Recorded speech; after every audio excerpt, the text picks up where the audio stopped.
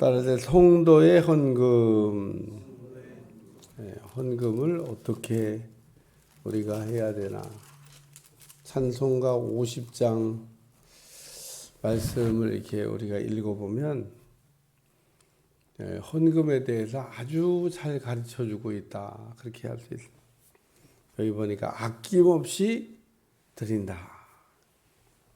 우리가 헌금할 때 아낌없이 드려야 되는데 우리가 이게 아낄 때는 안 아끼고 안 아낄 때는 아낀다고 그러고 우리가 그럴 때가 있습니다.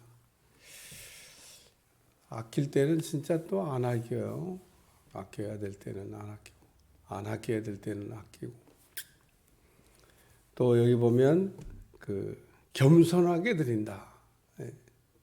우리가 드릴 때는 겸손하게 우리가 드린다고 하는, 그리고 또 주를 위해 드린다. 그렇게 지금 해놨습니다. 아주 이 찬송가 가사를 쓴 사람이 아주 보면 헌금에 대해서 아주 잘 써놓은 것 같아요. 그리고 그 앞에 아낌없이 겸손하게 주를 위해 이렇게 해놓고 그 앞에다 뭐라고 또 수식어를 붙였냐면 내게는 모든 것을, 그리고 헌금을 주께 드린다. 찬송가 가사를 이렇게 읽어보면 아주 은혜가 됩니다. 찬송가는 그래서 이렇게 때로는 가사를 이렇게 잘 읽어봐도 은혜가 될 때가 많아요. 오늘 본문에 보면 갈라디아 교회들에게 명함같이 너희도 그렇게 하라. 갈라디아 교인들에게 아마 헌금에 대해서 가르친 내용이 있는 것 같아요. 갈라디아서를 이렇게 찾아보시면 갈라디아 6장 7절에 무엇을 심든지 심은 대로 거둔다. 이런 말씀이 나옵니다. 그리고 기회가 있는 대로 착한 일을 하되 더욱 믿는 사람들에게 하라. 우리가 착한 일을 할 때 믿음 없는 사람들에게도 우리가 할 수 있죠.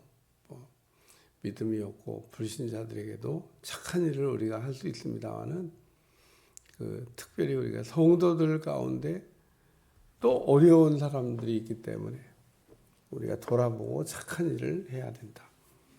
그래서 헌금은 씨를 심는 거와 같은 겁니다. 농부가 이렇게 수확을 쫙 거두면 제일 좋은 거를 이렇게 따로 빼서 이제 씨로다가 보관을 합니다. 요즘은 씨가 필요하면 씨가게 가가지고 좋은 품종을 골라다가 사다가 심으면 됩니다만은 농사를 짓는 바와 같이 씨를 이렇게 수확을 거둬서 그중에 좋은 씨를 이렇게 골라내가지고 그걸 다시 심어도 돼요.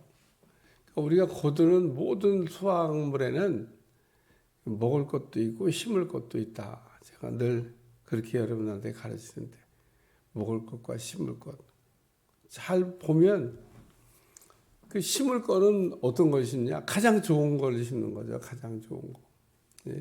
그 거둔 것 중에 가장 좋은 거를. 가장 좋은 거를 우리가 하기 위해서는 어떻게 해야 되나? 간단하게 제일 먼저 골라냅니다. 다 거둬놓은 다음에 제일 먼저. 오늘 본문에도 보니까 첫날에 너희 수입을 따라 모아두어서 내가 갈 때 연보를 하게 하자. 매주 첫날에 수입이 발생된 날 또 수입을 가지고 제일 먼저 심을 거를 이게 떼낸다. 그런 얘기입니다. 그래서 제일 먼저 잘 떼내서 그 다음에 하나님 옆에 심을 거를 심는다. 심는 때 나지 아니할까 염려하며 심는 사람 없다고 제가 늘 얘기드렸는데 농부는 씨를 심으면서 이게 안 나면 어떡하지? 그런 걱정은 안 해요. 조금도 하지 않고 그냥 갖다가 땅에다 심습니다. 왜? 100배, 60배, 30배로 줄 것이기 때문에 모든 씨는 심으면 한 개 심어가지고 반 개 거두는 게 아닙니다. 한 개 심어가지고 예를 들면 뭐 10분의 1 거두는 게 아닙니다. 그러면 아무도 농사 안 져요. 야, 씨를 갖다 심을 때는 감자 씨 심는 거 봤어요? 딱 따가지고 딱 땅에다 심어놨는데, 야, 세상에 그게 그냥 주렁주렁. 아무리 농사 못 짓는 사람도 참 하나님이 우리에게 풍성하게 주신다라고 하는 것을 알 수가 있습니다. 두 번째는 수입을 따라라고 되어 있습니다. 뭐 우리가 없으면은 뭐 못 드리는 거죠. 또 비들어서 또 우리가 뭐 헌금하라는 건 아니잖아요. 수입을 따라. 하나님 많이 주셨잖아요. 그러면은 많이 우리가 드리는 겁니다. 그 성경에도 보면 부자와 가난한 사람의 제사 드리는 내용을 다르게 하나님께서 구별해 놨어요. 저는 뭐 빈부의 차이가 없이 너희는 다 소잡아서 제사 드려라. 그렇게 하나님께서 제사를 드리라고 말씀 안 하셨습니다. 형편에 따라서 제사를 드리라. 그럼 가난하면은 그러면은 너무 가난하니까 제사도 드리지 말아야 되나? 산에 가서 산비둘기라도 잡아다가 제사를 드려라. 아니, 수입이 없으니까 산비둘기라도 잡으러 다녀야죠. 비둘기를 사면 되는데 그것도 살 돈이 없어. 그러면 산에 가서 산비둘기라도 잡아다가 제사를 드려야 된다. 부자는 황소를 잡아야 돼. 황소. 부자니까. 많은 것이 있으니까. 솔로몬 보세요. 솔로몬은 1000번제를 드렸다 그랬습니다. 다윗도 하나님 앞에 큰 제사를 이렇게 드렸습니다. 그러면 다윗이나 솔로몬이 그렇게 많은 재물을 가지고 제사를 드렸으니까 다른 왕들도 다 그렇게 했나? 다른 왕들은 그렇게 제사를 드렸다는 기록 자체 없는 왕들도 많습니다. 아예 제사를 안 드려요. 성경을 읽으면서 그 제사 드린 거에 대해서도 관심을 갖고 이렇게 한번 봐야 됩니다. 그 하나님 앞에 많은 제물을 드려서 하나님 그러니까 감동하시는 거죠. 부자이기 때문에 많이 드리고 가난하기 때문에 못 드리고 그런 건 아니에요. 우리가 드리는 거 보면 얼마만큼 누가 어떻게 드릴까? 믿음만큼 드리는 거죠. 믿음만큼. 다 사람들에게 믿음이 있는데 그 믿음의 한계를 벗어날 수가 없습니다. 그러니까 우리에겐 다 믿음이 있는데 일단 하나님 앞에 우리가 심을 때는 믿음을 가지고 믿음 없이 또 심으시면 안 돼. 믿음 없이 심는 거는 하나님이 받지도 않으시지만 반드시 거기에는 부작용이 일어납니다. 오늘 우리가 심을 때는 믿음으로 심고 믿음으로 거둬야 된다. 세 번째는 모아두었다가 라고 가르치고 있는데 내가 갈 때 연보하지 않게 하라. 모아두어서 내가 갈 때 연보하지 않게 하라. 가끔 이렇게 연회를 할 때나 공식적인 행사가 있을 때가 있습니다. 무슨 뭐 교회 봉헌 예배를 드린다든지 무슨 뭐가 있다든지 그러면 우리가 이렇게 생각하면 오늘은 거기 가면 헌금이 있겠다. 연회에도 예배 딱 드릴 때 되면 헌금 시간이 있습니다. 헌금. 모든 예배에는 헌금 시간이 있어요.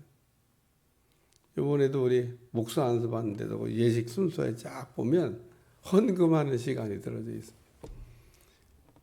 우리가 이제 모르면 뭐 또 그렇게 할 수 있겠습니다만. 그래서 저는 이제 어디 예를 들면 감리사님 취임식을 하러 갔다.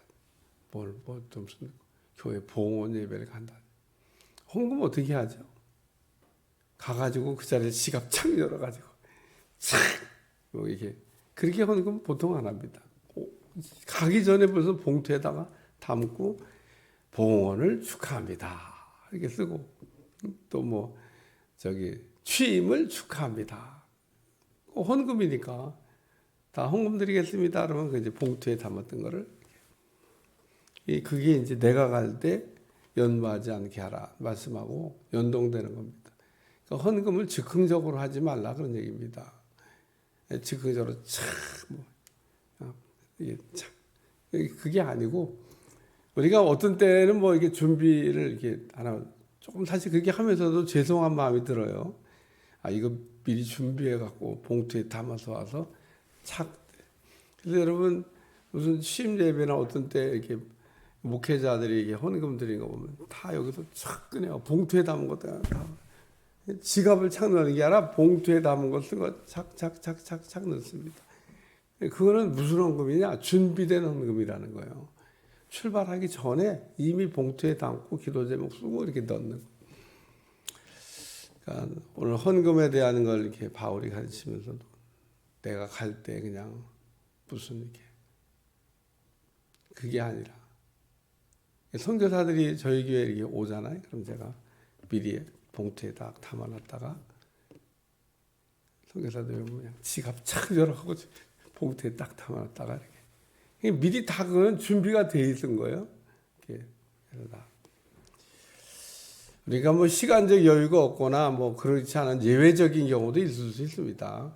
그런 상황에 대해 준비가 안 될 때 즉흥적으로 우리가 헌금을 드릴 수도 있습니다만은 그러나 오늘 헌금을 우리가 드릴 때 그렇지 않은 경우라 그러면 여기처럼 제일 먼저 헌금을 떼서 또 내가 내게 주신 축복에 따라서 많이 받았잖아요.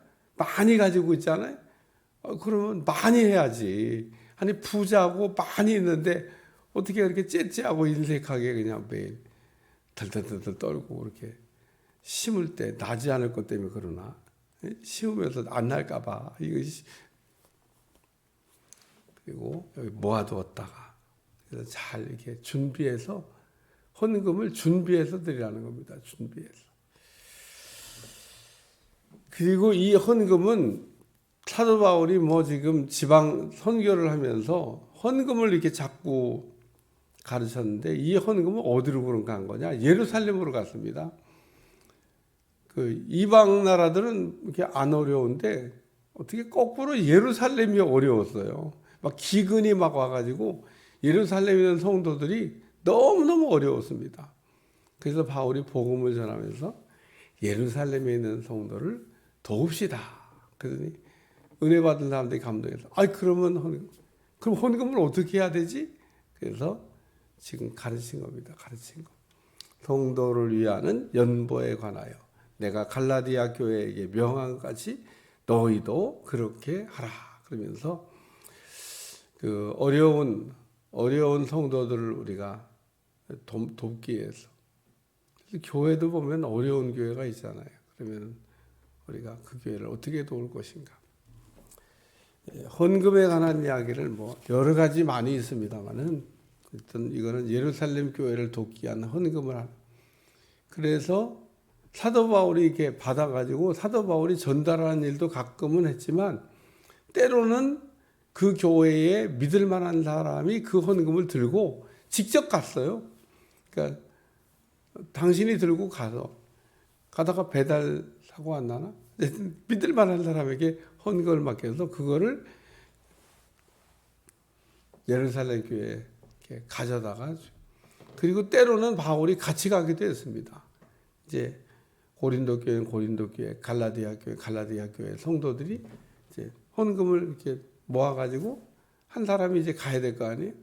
그럼 바울이 오늘 본문에 같이 동행해 주기도 하고 가면 또 사도 바울은 예루살렘의 지도자들하고 잘 아니까 이렇게 빌립보 교회에서 이렇게 헌금을 막 예루살렘 교회 이렇게 어려운데 도움이 되라고 보내왔습니다. 어쨌든 그렇게 해서 헌금이 어쨌든 전달되고 또 어려운데 썼다 그 얘기입니다. 기도하겠습니다. 하나님 오늘도 우리가 헌금을도 잘할 수 있게 도와주시고 심는 것도 잘할 수 있도록 축복해 주옵소서. 예수님의 이름으로 간절히 기도합나이다. 아멘.